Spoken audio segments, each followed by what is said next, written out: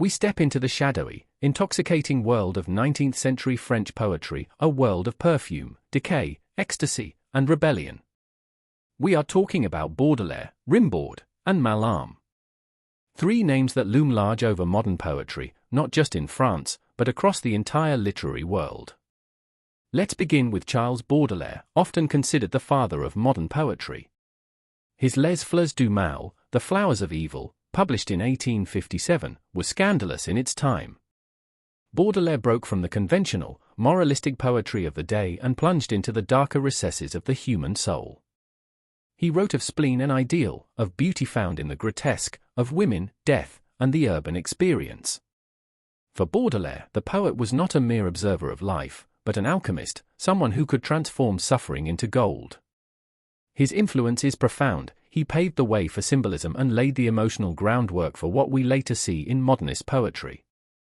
Then comes Arthur Rimbaud, the enfant terrible of French literature. Rimbaud was a comet. He wrote all of his major work between the ages of 16 and 21, then abandoned poetry forever.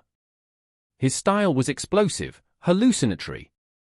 In works like Illuminations and A Season in Hell, he took Baudelaire's decadent vision and pushed it into surreal territory. Rimbaud experimented with language, with form, with identity. He claimed the poet must become a seer through a long, immense, unreasoned derangement of all the senses. And he lived it. He was a fugitive from bourgeois morality, a traveler, a smuggler, a myth. You cannot read Rimbaud without feeling the burn of his urgency, his desire to annihilate and reinvent language. And finally, Stéphane Mallarmé, the high priest of symbolism. Unlike Rimbaud's chaos or Baudelaire's sensuality, Mallarmé pursued abstraction. His poetry is musical, enigmatic, often baffling at first glance. He explored the idea that poetry is not about describing the world, but about invoking it through suggestion. He stripped language down to its most essential and mysterious elements.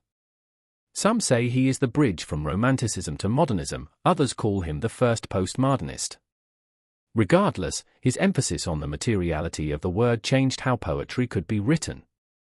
Together, these three form a sort of poetic trinity: Baudelaire, the originator; Rimbaud, the revolutionary; and Mallarmé, the theorist. They challenged what poetry could be, and they forced future generations, Eliot, Pound, Valery, even Bob Dylan, to wrestle with their legacy.